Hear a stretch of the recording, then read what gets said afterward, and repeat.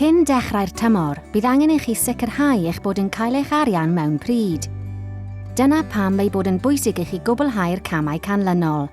Yn gyntaf, gwnewch yn siŵr eich bod wedi cyflwyno'r dystiolaeth ategol gywir os oes angen, gyda'ch cais. Yna cofrestrwch yn eich prifysgol neu goleg ar ddechrau'r tymor. Ni fyddwn yn gwneud eich taliad cyllid i fyfyrwyr cyntaf nes i chi wneud hyn. Hefyd, gwnewch yn siŵr bod gennym eich manylion cyfrif banc cyfredol.